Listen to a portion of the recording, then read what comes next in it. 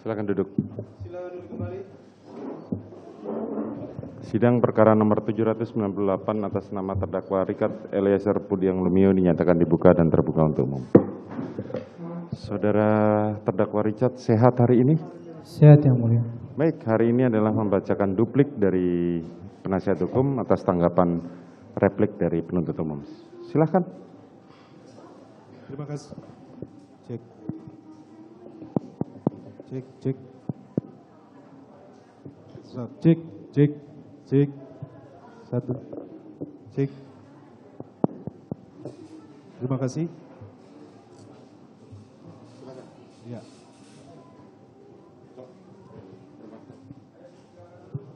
Cek. Terima kasih yang mulia, terima kasih saudara penuntut umum. Duplik tim penasihat hukum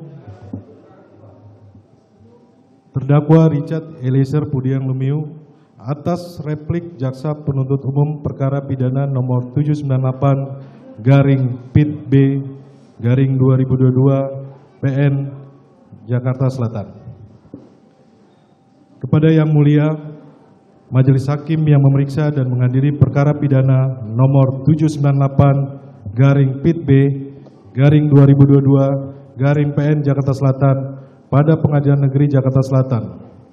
Dengan hormat, perkenankan kami, para advokat pada Roni Berti Talapesi Law Firm yang bertindak baik secara sendiri-sendiri ataupun bersama-sama dalam hal ini bertindak sebagai penasihat hukum untuk dan atas nama terdakwa Richard Eliezer Pudiang Lumiu. Sebelum kami membacakan duplik atau tanggapan atas replik dari penuntut umum, terlebih dahulu kami memanjatkan puji dan syukur kepada Tuhan Yang Maha Kuasa atas limpahan rahmat dan hidayah-Nya sehingga persidangan ini dapat berjalan dengan baik mulai dari persidangan pertama sampai dengan hari ini.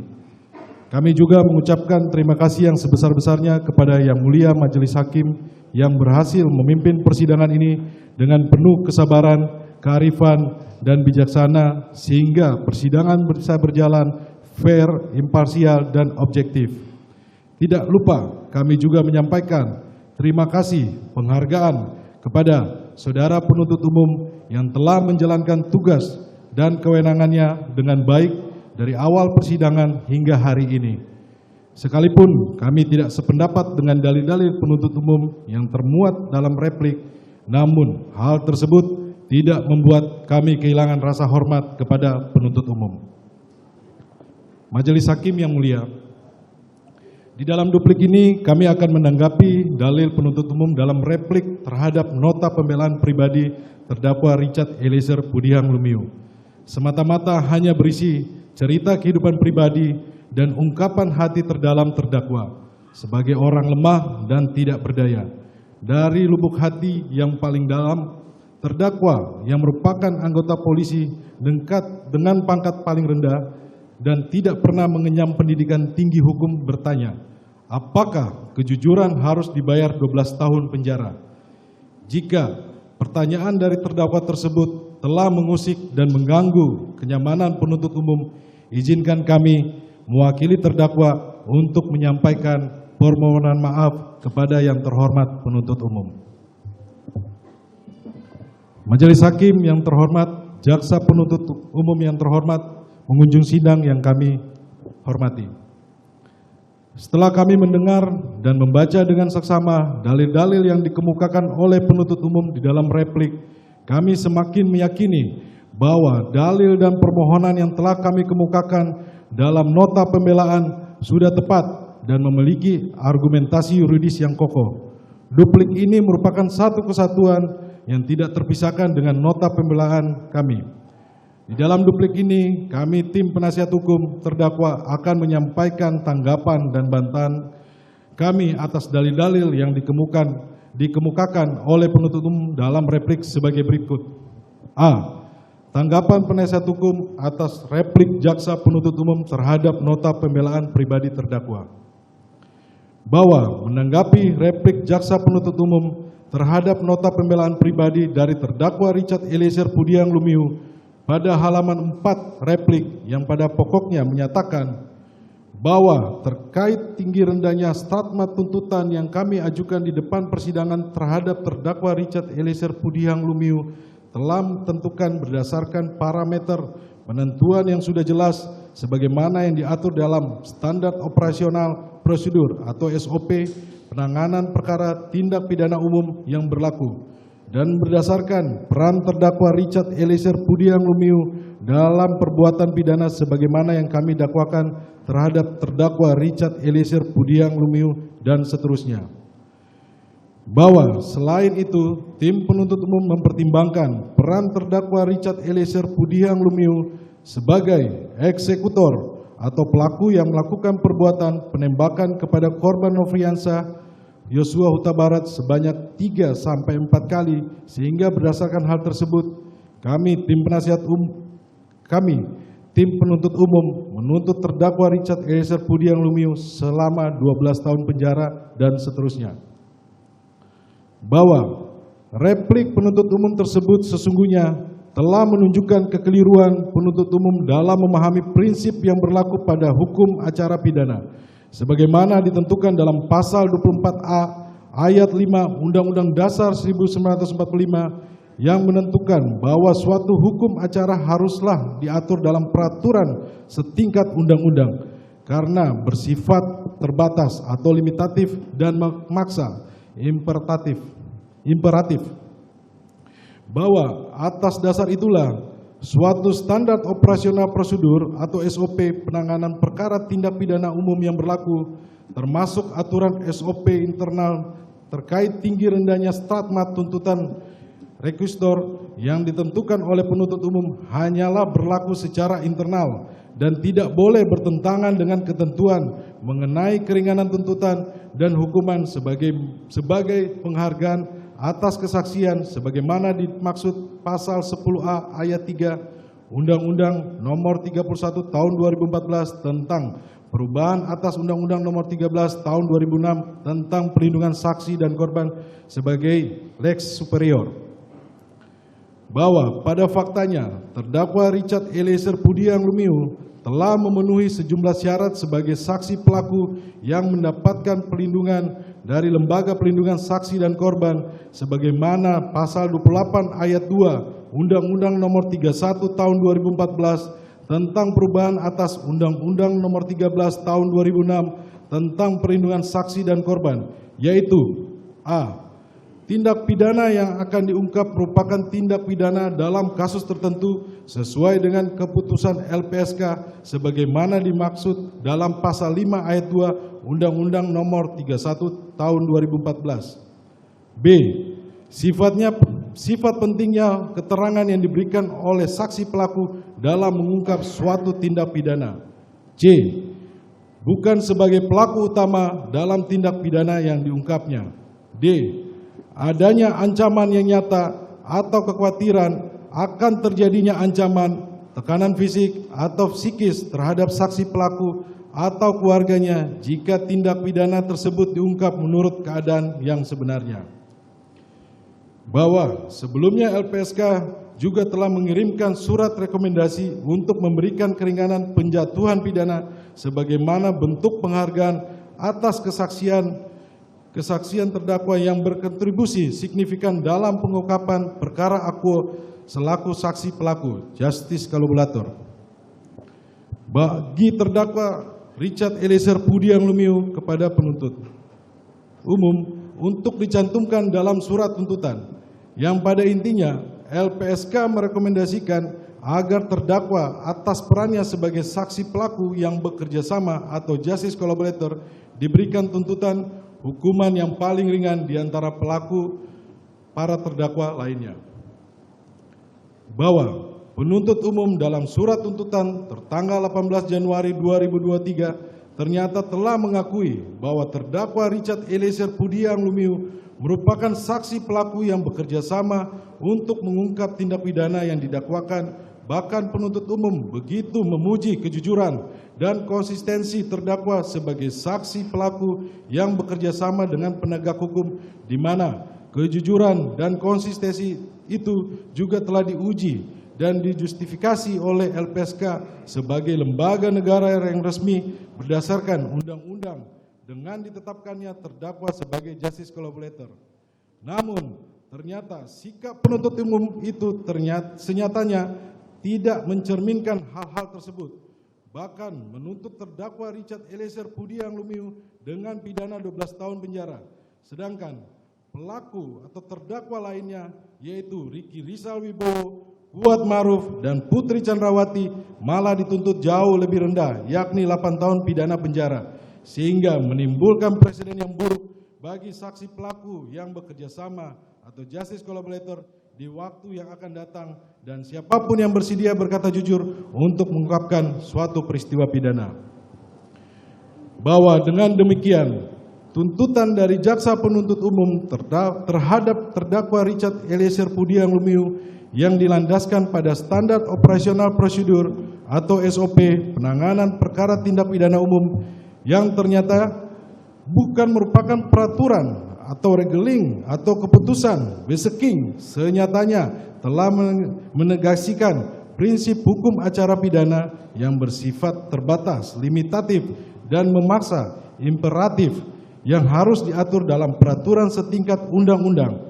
Vide Pasal 24A ayat 5 Undang-Undang Dasar 1945 Inkasu Undang-Undang Pelindungan Saksi dan Korban, sehingga dalil penuntut umum tersebut patut untuk dikesampingkan.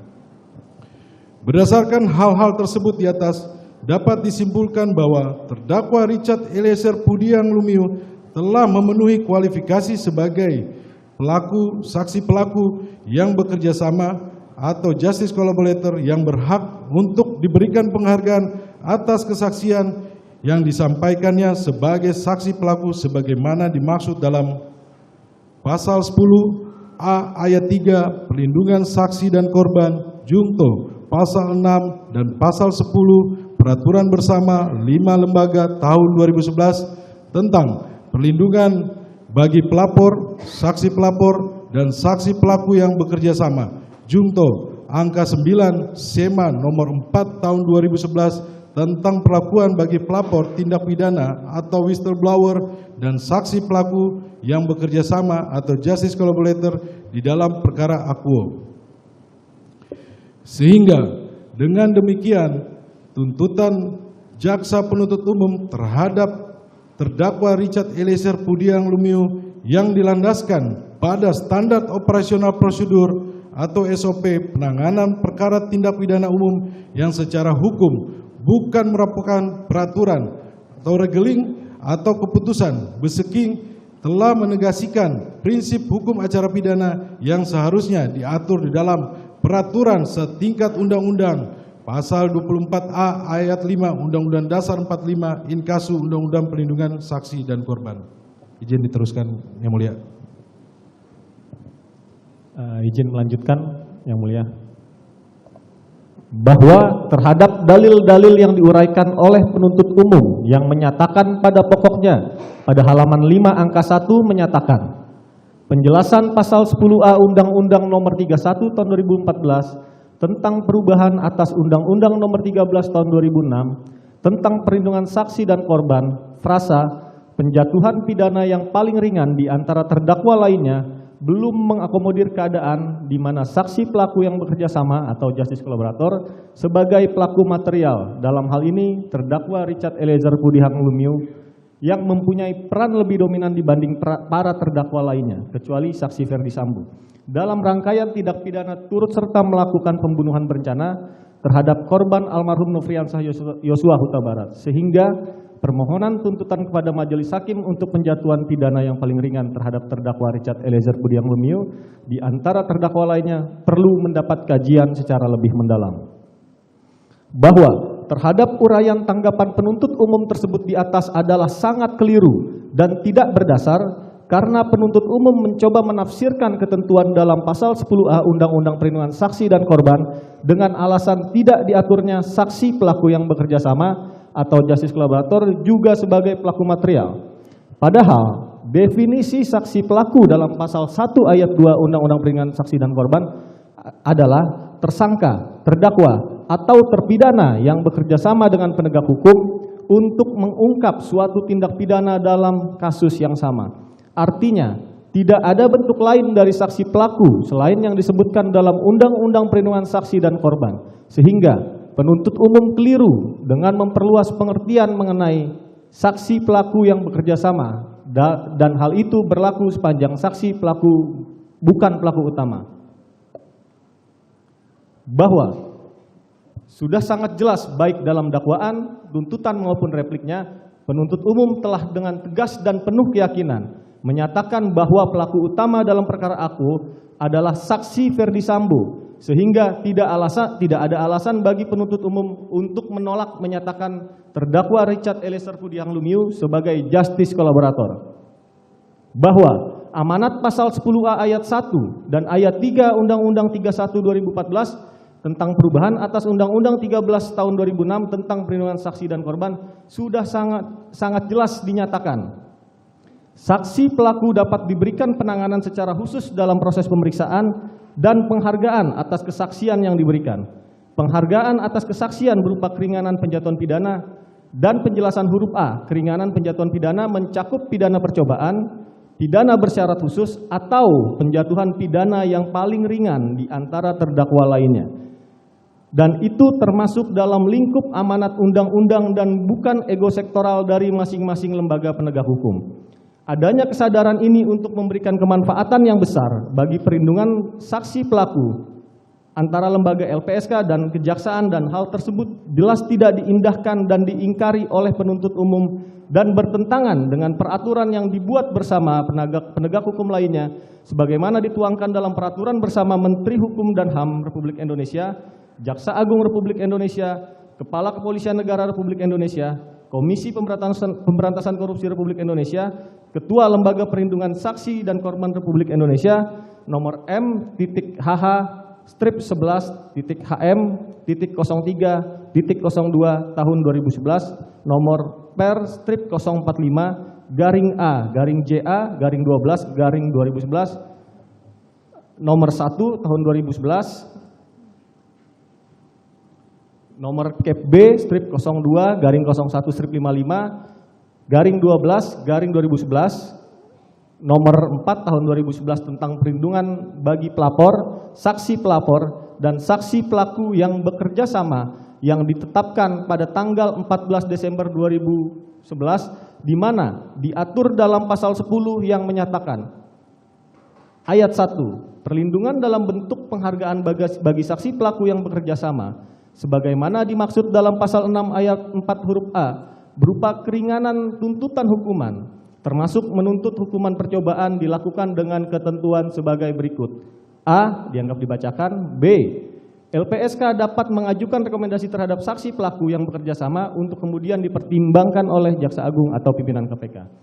Ayat 2. Dalam hal Jaksa Agung atau pimpinan KPK mengabulkan permohonan penghargaan sebagaimana dimaksud pada ayat 1, penuntut umum wajib menyatakan dalam tuntutannya mengenai peran yang dilakukan oleh saksi pelaku yang bekerja sama dalam membantu proses penegakan hukum agar dapat menjadi pertimbangan hakim dalam menjatuhkan putusan.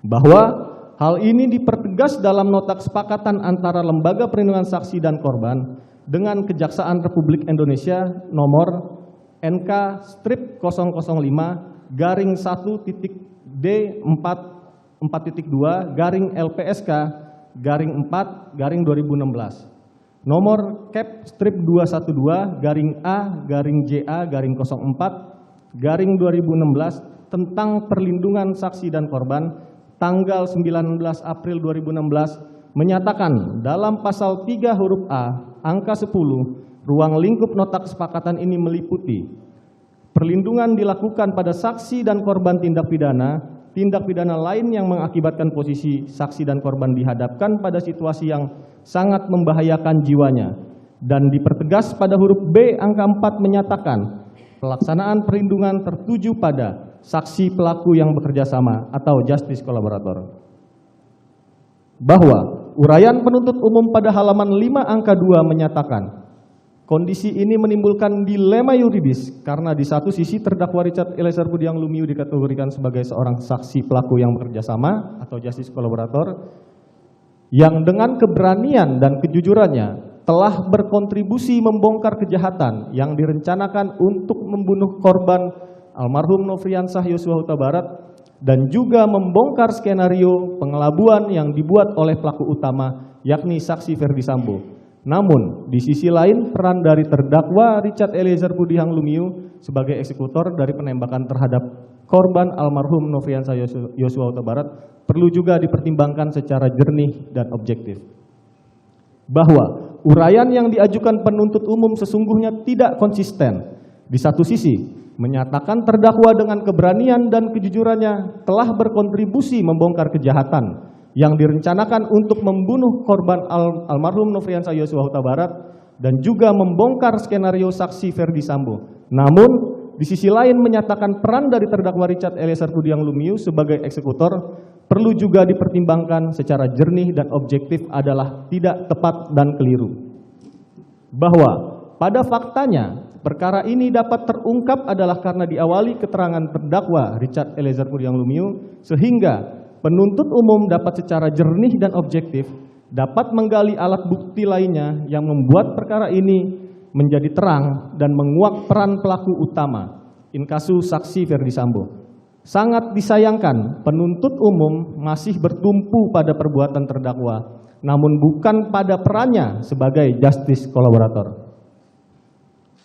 Bahwa menurut penasihat hukum, situasi dilema yuridis yang disampaikan penuntut umum terjadi karena penuntut umum masih bertumpu pada perbuatan pidana terdakwa Richard Eliezer Budiang Lumiu dan bukan kepada perannya sebagai justice kolaborator. Menurut pendapat penasihat hukum, dalam posisi sebagai justice kolaborator, seharusnya penerapan pasal pidana dan kualitas perbuatan tidak lagi menjadi hal utama karena yang terpenting adalah kerjasama dan konsistensi terdakwa Richard Eliezer Budiang Lumiu dalam mengungkap perkara. Semangat inilah yang seharusnya mendasari substansi tuntutan, sehingga penuntut umum terhindar dari situasi dilema yuridis, atau yang juga dapat kami sebut dengan sebagai situasi galau. Di satu sisi mau menerima keterangan jujur terdakwa Richard Eliezer Budiang Lumiu yang sudah membuat perkara menjadi terang, namun di sisi lain kejujuran tersebut oleh penuntut umum diganjar dengan tuntutan hukuman yang berat. Bahwa dengan adanya dilema yuridis dalam uraian penuntut umum, sesungguhnya penuntut umum mengalami ketidakyakinan atau tepatnya keraguan-raguan, di mana menurut hukum seharusnya dalam hal adanya keraguan-raguan, maka yang digunakan adalah yang paling menguntungkan bagi terdakwa. Namun menjadi aneh dan janggal karena penuntut umum malah memberatkan terdakwa dengan dasar dan alasan yang jauh dari rasa keadilan, karena ini menyangkut nasib dan masa depan terdakwa yang sudah mengambil resiko dengan menyatakan kejujuran.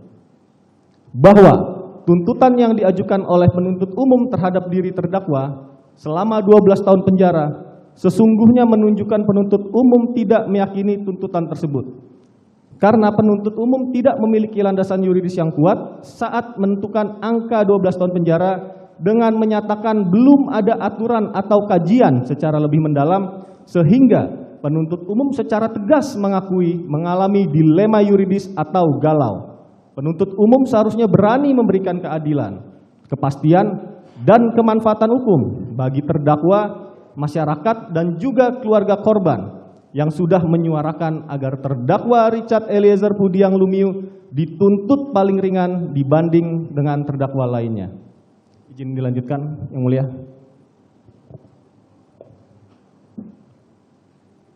Izin melanjutkan, Yang Mulia.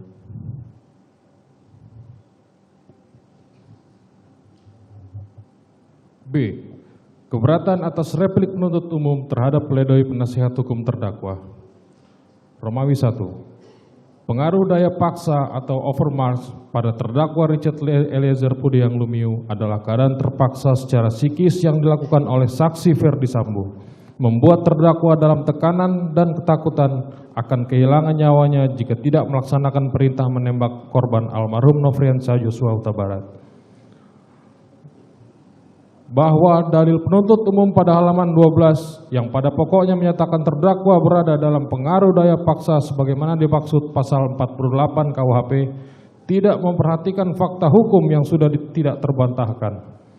Terdakwa Richard Eliezer Pudiang Lumiu bersedia untuk menembak korban almarhum Nofriansyah Yosua Huta Barat ketika diminta oleh saksi Ferdi Sambo untuk menembak korban almarhum Nofriansyah Yosua Huta Barat yang akan dilaksanakan di rumah dinas rumah Duren 3 nomor 46 hingga pada akhirnya terdakwa Richard Eliezer Pudiang Lumiu menembak korban almarhum Nofriansyah Yosua Huta Barat saat mendengar permintaan saksi Ferdi Sambo dengan kata-kata, "Woi, kau tembak cepat, cepat woi kau tembak." Lalu terdakwa Richard Eliezer Pudiang Lumiu menembak korban almarhum Nofriansyah Yosua Huta Barat hingga terjatuh mengerang kesakitan, yang mana tembakan terdakwa Richard Eliezer Pudiang Lumiu yang mengenai dada korban almarhum Nofriansyah Yosua Huta Barat merupakan salah satu penyebab kematian. Bahwa terdapat uraian dalil penuntut umum dalam angka 12 tersebut di atas mengenai tidak adanya daya paksa pada diri terdakwa adalah tidak tepat dan keliru. Karena dalil penuntut umum seolah-olah menyimpulkan terdakwa Richard Eliezer Pudiang Lumiu bersedia untuk menembak korban almarhum Nofriansyah Yosua Huta Barat ketika diminta oleh saksi Ferdi Sambo untuk menembak korban almarhum Nofriansyah Yosua Huta Barat adalah tidak benar. Bahwa perlu kami tegaskan kembali kepada penuntut umum mengenai konteks dari frasa melaksanakan permintaan saksi Ferdi Sambo. Yang dimaksud penuntut umum berbeda dengan melaksanakan perintah saksi Ferdi Sambo dan merupakan dua hal yang berbeda. Faktanya, sebelum terdakwa dipanggil oleh saksi Ferdi Sambo, saksi Riki Rizal Wibowo lebih dulu menghadap saksi Ferdi Sambo di lantai 3 Rumah Saguling. Baru kemudian terdakwa menemui saksi Ferdi Sambo dan perkataan yang keluar dari saksi Ferdi Sambo adalah bukan diminta, melainkan diperintah untuk menembak korban almarhum Nofriansyah Yosua Huta Barat. Bahwa tekanan psikis kepada terdakwa adalah nyata. Setelah menerima perintah saksi Ferdi Sambo mulai dari Rumah Saguling hingga TKP Rumah Dinas Duren 3 nomor 46, merasa takut, panik lalu berdoa dengan kata-kata, "Tuhan, kalau bisa Tuhan, ubahkan pikiran Pak Ferdi Sambo. Ubahkan pikirannya Tuhan, biar tidak jadi menembak Yosua, karena saya takut, saya tidak tahu harus cerita ke siapa lagi Tuhan." Pada saat itu yang ada di pikiran terdakwa hanyalah berdoa, karena dihantui rasa takut dan kebingungan akibat adanya tekanan psikis dari saksi Ferdi Sambo. Sehingga seseorang yang berada dalam pengaruh daya paksa secara psikis tidak dapat melawan saksi Ferdi Sambo yang memiliki kekuatan dan kekuasaan besar yang pada waktu itu masih menjabat sebagai Kadif Propam Mabes Polri. Bahwa berdasarkan fakta yang terungkap di persidangan mengenai adanya daya paksa kepada diri terdakwa, sebagaimana telah penasihat hukum sampaikan dalam nota pembelaan, hal ini didukung oleh keterangan para saksi dan ahli dalam persidangan yang dihadirkan penuntut umum dan ahli yang dihadirkan oleh penasihat hukum. Ahli psikologi forensik Dr. Randa Reni Kusumawardani, Master Psikologi, ahli psikologi klinis Liza Mareli Japri. Kedua ahli tersebut menerangkan adanya ketakutan sehingga kepatuhan lebih menonjol pada diri terdakwa untuk mengikuti perintah dari saksi Ferdi Sambo. Bahwa dalil penuntut umum yang mengatakan tidak terdapat adanya paksaan atau daya paksa yang dapat digolongkan sebagai alasan pembenar maupun alasan pemaaf pada diri terdakwa adalah tidak beralasan dan keliru. Di satu sisi, penuntut umum mencoba mengutip doktrin pendapat Simons secara tidak utuh dan tuntas, yang mengemukakan overmarch itu dapat berupa keadaan terpaksa secara fisik, namun penuntut umum tidak menjelaskan keadaan diri terdakwa secara psikis. Sesungguhnya hal ini adalah bertolak belakang dengan dalil penuntut umum sendiri.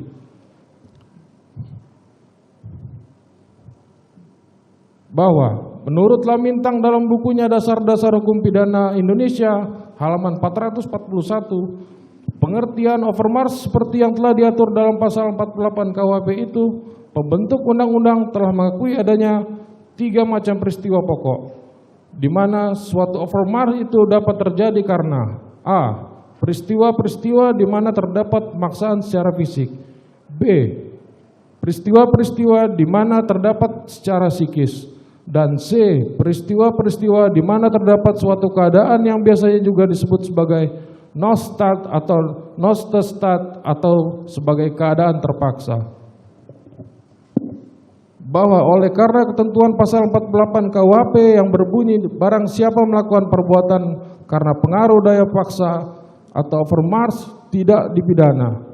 Daya paksa yang dimaksud dalam pasal 48 KUHP itu adalah suatu keadaan memaksa yang sifatnya psikis, yang sedemikian kuatnya menekan seseorang yang tidak dapat dihindarinya, sehingga orang tersebut terpaksa melakukan suatu perbuatan yang dilarang oleh undang-undang.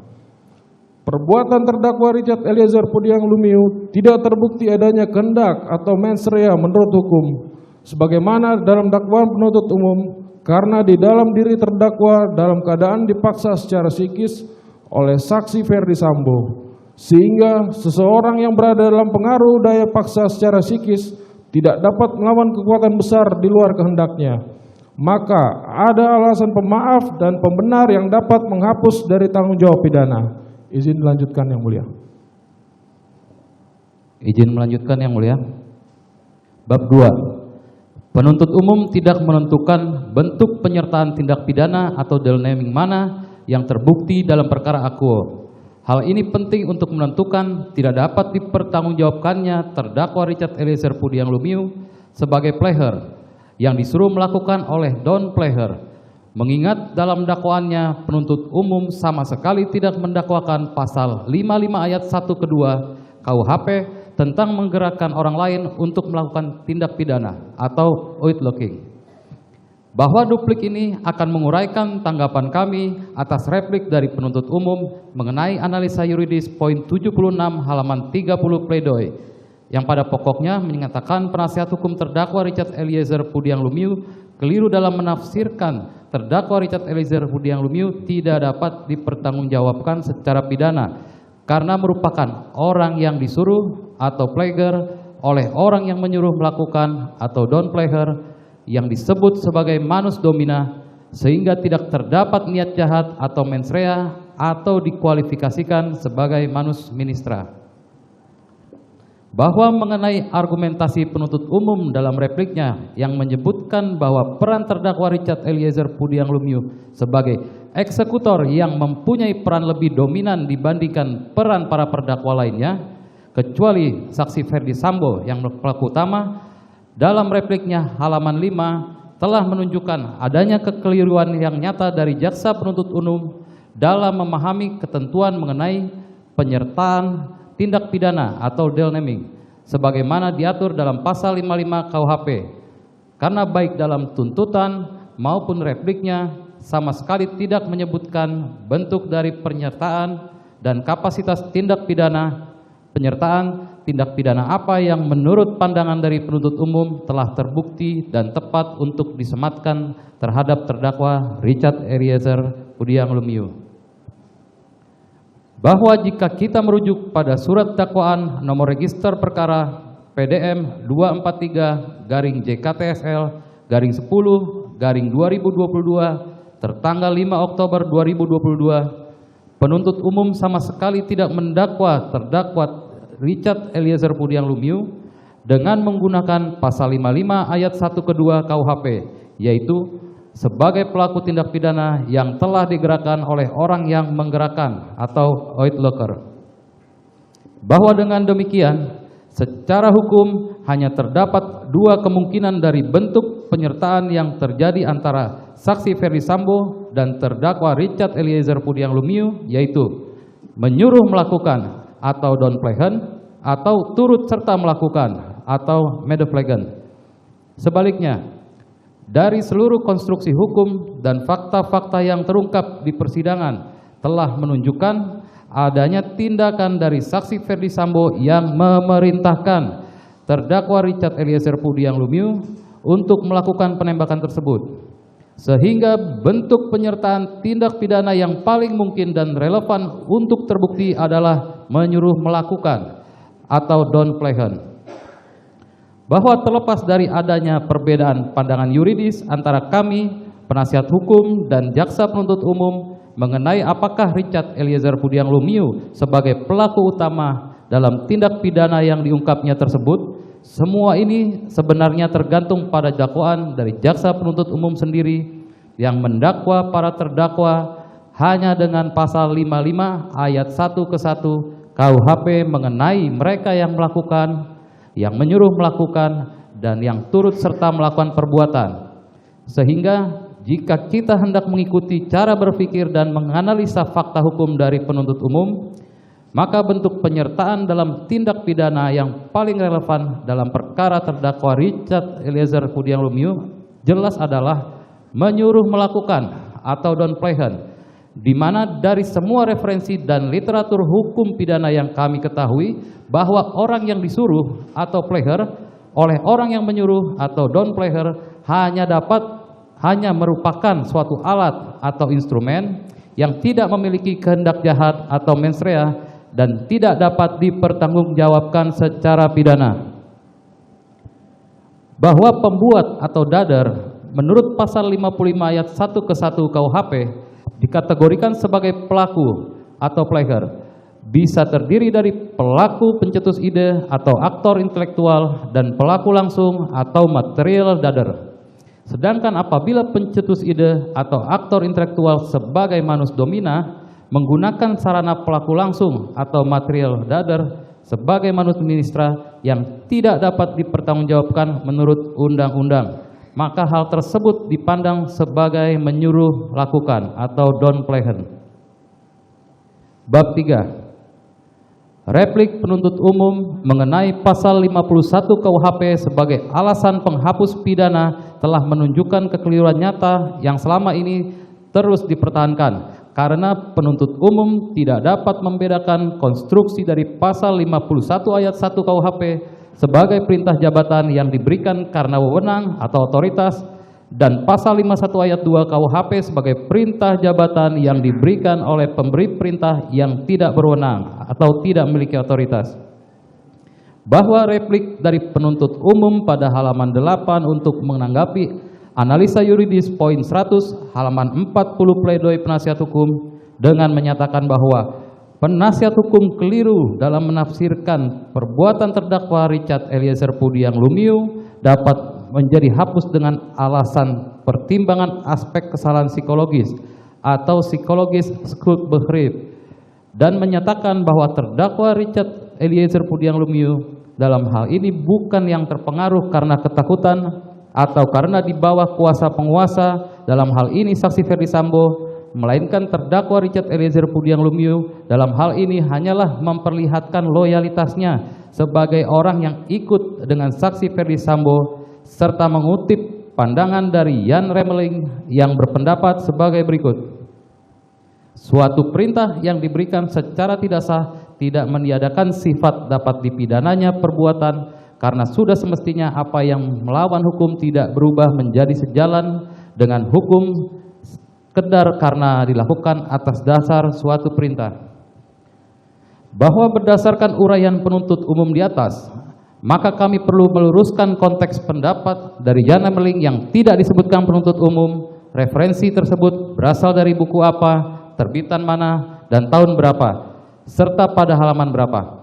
Untuk itu, pada kesempatan ini, kami akan menyampaikan kebenaran bahwa kutipan pendapat dari Jan Remeling yang disampaikan dalam penuntut umum dalam repliknya tersebut adalah pendapat Jan Remeling dalam bukunya yang berjudul Hukum Pidana, komentar atas pasal-pasal terpenting dari KUHP Belanda dan padanannya dalam KUHP Indonesia yang diterbitkan PT Gramedia Pustaka pada tahun 2003 pada halaman 255 yang sesungguhnya sedang membahas pasal 51 ayat 2 KUHP tentang perintah jabatan yang diberikan oleh pihak yang tidak berwenang atau tidak memiliki otoritas unbevoegd yang dengan itikat baik dipandang sebagai perintah yang sah oleh si penerima perintah dan pelaksanaannya masih termasuk dalam lingkungan pekerjaan penerima perintah.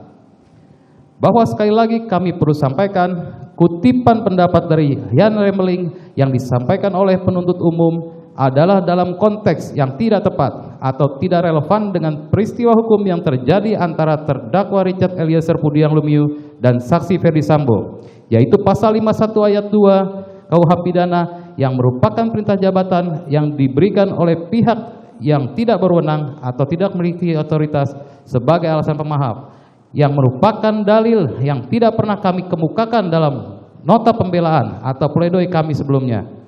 Karena yang kami kemukakan justru adalah pasal 51 ayat 1 KUHP yang merupakan perintah jabatan yang diberikan oleh pihak yang berwenang atau memiliki otoritas sebagai alasan pembenar in kasus saksi Ferdi Sambo yang secara de facto dan de jure memiliki otoritas dan pengendalian yang efektif terhadap terdakwa Richard Eliezer Pudiang Lumiu sebagaimana diterangkan oleh saksi ahli yang dihadirkan oleh penasihat hukum yaitu Dr. Albert Aris SHMH, sehingga perintah yang diberikan oleh saksi Ferdi Sambo dengan berseragam lengkap dan diberikan di dalam rumah dinas dengan segala kewenangan yang melekat pada pemberi perintah merupakan perintah jabatan yang secara kesalahan psikologis atau psikologis Schuldbegrip mustahil atau tidak mungkin untuk ditolak, dihindari dan diabaikan oleh terdakwa Richard Eliezer Pudiang Lumiu selaku bawahan yang berlatar belakang BRIMOB atau paramiliter dengan pangkat Bayangkara II atau Barada. Bahwa berdasarkan fakta persidangan jelas terungkap bagaimana terdakwa dan setiap anggota BRIMOB Polri kesatuan dalam level kepangkatannya tidak pernah diajarkan untuk menganalisa perintah dalam pelatihan-pelatihan yang diterimanya. Terdakwa hanya diajarkan untuk patuh menjalankan perintah. Mohon izin dilanjutkan, Yang Mulia. Izin Yang Mulia melanjutkan. Bahwa terbukti berdasarkan fakta persidangan, terdakwa tidak memiliki sarana, prasarana, dan kemampuan objektif untuk keluar dari tekanan dan perintah dari saksi Ferdi Sambo. Bahwa berdasarkan fakta persidangan, meskipun dalam penerapan pasal 51 ayat 1 KUHP, elemen melawan hukumnya menjadi hapus, maka untuk menilai apakah perbuatan pidana yang dilakukan oleh terdakwa Richard Eliezer Pudiang Lumiu dapat dicela atau dihindari sehingga dapat dipersalahkan secara hukum. Sebagaimana pandangan dari pakar hukum pidana Belanda, Simons, dalam bukunya yang berjudul Leerboek van het Wetboek van Strafrecht, halaman 1891 sampai dengan 1892, halaman 294 sampai dengan 295 untuk meluruskan pemahaman yang keliru dari penuntut umum tersebut, yaitu pembentuk undang-undang tidak membatasi hal tidak dapat dihukumnya suatu perbuatan itu hanya pada pelaksanaan perintah jabatan yang diberikan oleh kekuasaan yang berwenang untuk memberi perintah. Dan karena itu pula, maka orang yang telah mengeluarkan perintah dapat dipersalahkan karena telah menyuruh orang lain untuk melakukan sesuatu perbuatan, orang lain untuk melakukan suatu perbuatan yang dapat dihukum, sedang yang melaksanakan menjadi tetap tidak dapat dihukum. Pide Putusan Hogerat 17 Desember 1894. Bahwa postulat indarmu dat duit itbet dare euspero nula culpa es cuit parere necesse sit berasal dari hukum Romawi yang sama tuanya ketika berbicara mengenai kekuasaan negara. Postulat inilah yang kemudian dalam peraturan hukum konkret dituangkan pada pasal 51 ayat 1 KUHP. Secara tegas pasal aqua berbunyi, barang siapa melakukan perbuatan untuk melaksanakan perintah jabatan yang diberikan oleh penguasa yang berwenang tidak dipidana. Perintah jabatan yang dikeluarkan oleh yang berwenang memberi hak kepada yang menerima perintah untuk berbuat sesuatu atau tidak berbuat sesuatu. Dengan demikian, hak ini menghapuskan elemen melawan hukumnya perbuatan sehingga dimasukkan sebagai alasan pembenar. Edi Herie, Prinsip-Prinsip Hukum Pidana, edisi revisi, penerbit Cahaya Atma Pustaka, halaman 280. Bab 4. Tanggapan atas replik penuntut umum yang keliru menyimpulkan loyalitas sebagai mensrea terdakwa Richard Eliezer Pudihang Lumiu, bahwa kami tim penasehat hukum tidak sependapat dengan dalil penuntut umum yang menyimpulkan loyalitas terdakwa Richard Eliezer Pudihang Lumiu sebagai mensrea atau sebagai dasar terjadinya mensrea. Bahwa berdasarkan pengertian loyalitas, kami tidak menemukan rujukan atau terminologi hukum mengenai arti dari loyalitas seperti yang disebutkan oleh penuntut umum. Rujukan yang paling relevan terkait dengan istilah loyalitas kami temukan dalam Kamus Bahasa Indonesia versi daring terbitan Badan Pengembangan dan Pembinaan Bahasa Kemenristek RI, yaitu loyalitas adalah kepatuhan atau kesetiaan. Bahwa menurut kami antara loyalitas dan mensrea adalah dua hal yang berbeda dan tidak dapat diterjemahkan atau ditafsirkan dalam hubungan sebab akibat. Sikap patuh seseorang tidak dapat diartikan sama atau identik dengan persetujuan total atas apa yang diperintahkan, akan tetapi semata-mata karena terpaksa dipatuhi atau yang bersangkutan tidak memiliki kuasa menolak perintah karena pemberi perintah adalah seorang atasan dan sangat berkuasa. Bahwa oleh karena itu, seseorang yang memiliki kepatuhan atau kesetiaan kepada atasan dan terpaksa melakukan perintah atasannya tidak serta-merta dapat disimpulkan memiliki niat jahat atau mensrea. Bahwa apabila kita merujuk pada arti kata loyalitas tersebut, penuntut umum justru menguatkan dalil penasehat hukum dalam nota pembelaan dan duplik akuo dikaitkan dengan perintah jabatan. Bahwa terdakwa Richard Eliezer Pudihang Lumiu terbukti berdasarkan keterangan ahli memiliki tingkat kepatuhan yang tinggi terhadap atasan, dan inilah yang membuat terdakwa Richard Eliezer Pudihang Lumiu melakukan penembakan terhadap korban almarhum Nurpiansyah Yosua Huta Barat setelah diperintahkan oleh saksi Ferdi Sambo dalam waktu yang sangat cepat. Bahwa loyalitas bagi seorang anggota kepolisian, khususnya bagi seorang brimob, adalah ketaatan dan kepatuhan terhadap perintah atasan atau pimpinan, dalam hal ini saksi Ferdi Sambo.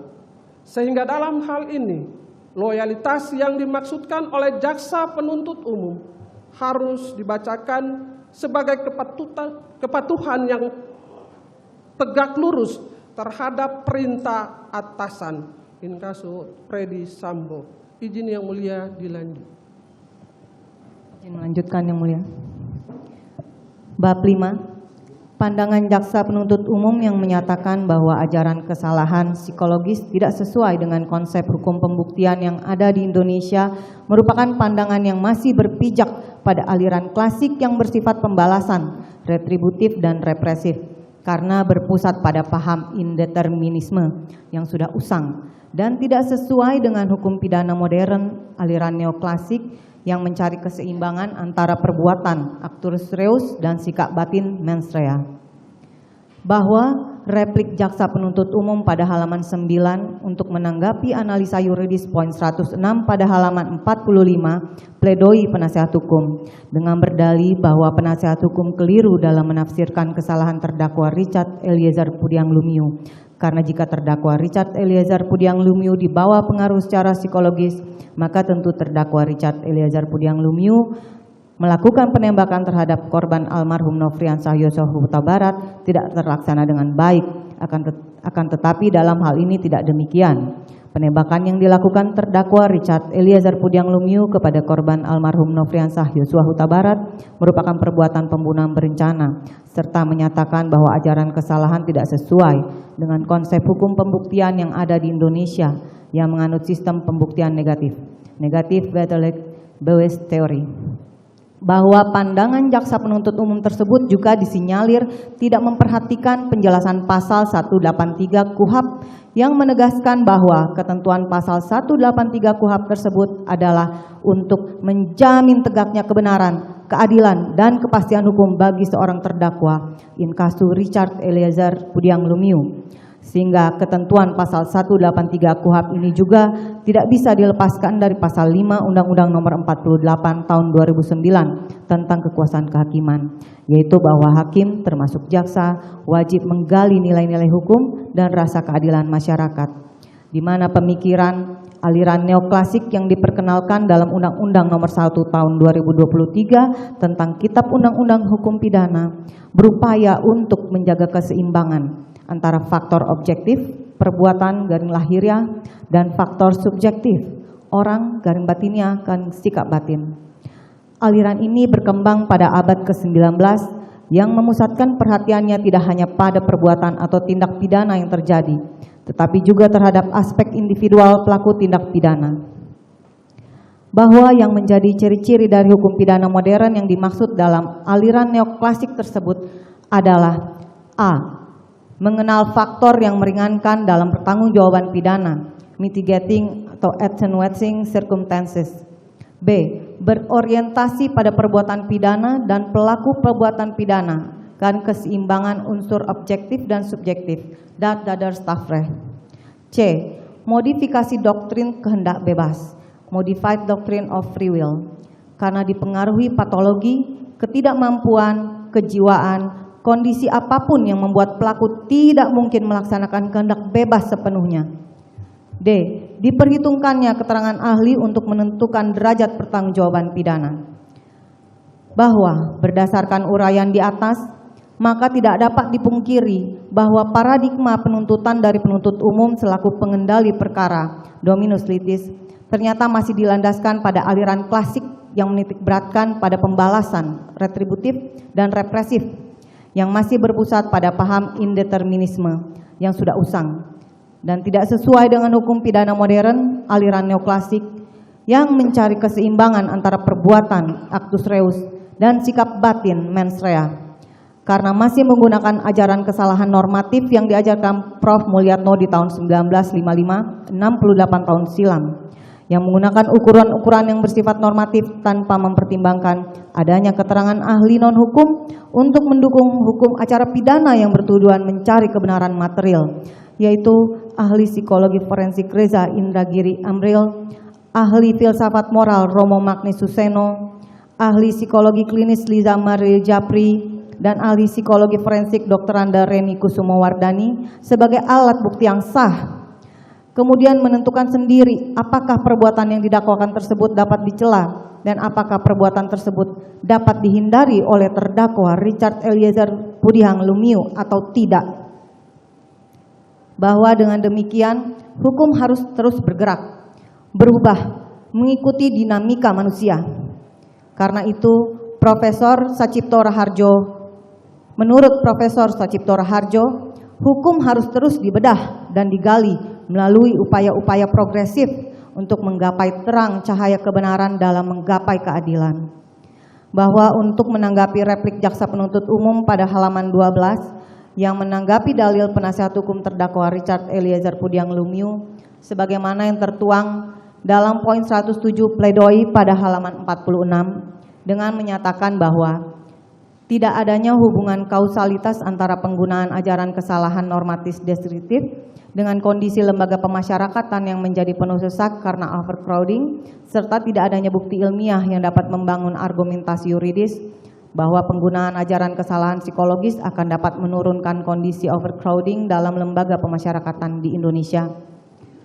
Bahwa untuk menanggapi dalil dalam replik jaksa penuntut umum tersebut, izinkanlah kami dengan segala kerendahan hati untuk mengingatkan pernah adanya preseden mengenai direvisinya tuntutan terhadap seorang wanita yang didakwa telah melakukan kekerasan psikis dalam lingkup rumah tangga sebagaimana pasal 45 ayat 1 Jungto pasal 45 huruf B Undang-Undang Nomor 23 Tahun 2004 tentang penghapusan kekerasan dalam rumah tangga, di mana terdakwa wanita tersebut mengakui telah mengirimkan voice note beberapa minggu karena suaminya tidak pulang ke rumah. Terdakwa wanita tersebut menyebutkan bahwa ia mengirim voice note yang didakwa sebagai kekerasan psikis tersebut adalah dilakukan terdakwa wanita tersebut dalam keadaan galau dan tertekan, sehingga terdakwa wanita tersebut sempat dituntut 1 tahun penjara oleh penuntut umum. Dan belakangan dilakukan revisi atas tuntutan tersebut menjadi tuntutan bebas. Tidak lama setelah viral diberitakan media dan dibahas pada media sosial, bahwa tanpa mengurangi rasa hormat kami kepada majelis hakim dan penuntut umum dalam perkara Akuo, maka yang menjadi pertanyaan penting dalam duplik ini sebagai giliran terakhir bagi kami untuk melakukan pembelaan terhadap terdakwa Richard Eliezer Pudiang Lumiu, yaitu bagaimana cara, metode, dan parameter objektif yang dilakukan oleh penuntut umum untuk menilai ada atau tidak adanya kekerasan psikis dalam lingkup rumah tangga yang didakwakan terhadap seorang wanita yang mengirim voice note beberapa minggu karena suaminya tidak pulang ke rumah dalam keadaan galau dan tertekan. Lalu, apakah ukuran-ukuran normatif dapat menilai keadaan galau dan tertekan dari terdakwa wanita tersebut? Selain dari menggunakan penilaian ahli yang kompeten di bidangnya untuk menentukan ada atau tidak adanya kesalahan dari terdakwa wanita tersebut. Ataukah memang karena kasus tersebut sudah terlanjur viral dan menjadi perhatian masyarakat, sehingga penuntut umum melakukan revisi penuntutan dari 1 tahun penjara menjadi tuntutan bebas atau frisprah? Izin yang mulia dilanjutkan.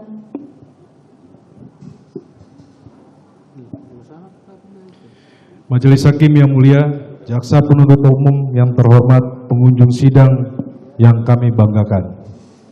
Sebelum kami mengakhiri duplik ini, izinkan kami mengutip pesan luhur dari tokoh penegak keadilan yang juga mantan Jaksa Agung Republik Indonesia, Bapak Baharudin Lopa.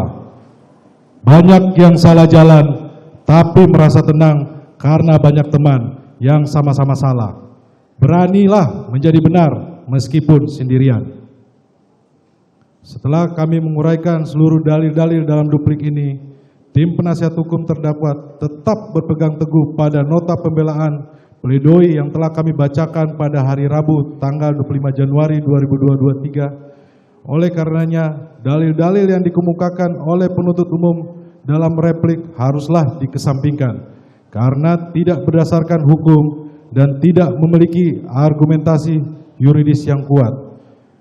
Oleh karena duplik penasihat hukum terdakwa sangat beralasan menurut hukum, maka kami mohon kepada Yang Mulia Majelis Hakim yang memeriksa dan mengadili perkara ini untuk menolak replik yang telah dibacakan oleh penuntut umum pada hari Rabu tanggal 31 Januari 2023 dan mengabulkan nota pembelaan pledoi kami yang amarnya sebagai berikut. Mengadili: 1. Menyatakan perbuatan yang dilakukan terdakwa Richard Eliezer Pudiang Lumiu tidak dapat dipidana karena terdapat alasan penghapus pidana. 2. Menyatakan terdakwa lepas dari segala tuntutan hukum onslah van revolving. 3. Memerintahkan terdakwa dibebaskan dari tahanan segera setelah putusan ini dibacakan. 4. Memulihkan hak-hak terdakwa dari kemampuan, kedudukan, harkat, serta martabatnya. 5. Menetapkan barang bukti berupa KTP atas nama terdakwa Richard Eliezer Pudiang Lumiu 1 unit telepon seluler merek Redmi warna hitam agar dikembalikan kepada terdakwa. Keenam, membebankan biaya perkara kepada negara. Apabila majelis hakim berpendapat lain, mohon putusan yang seadil-adilnya. Es Aquo et Bono, Jakarta, 2 Februari 2023. Hormat kami, penasihat hukum terdakwa.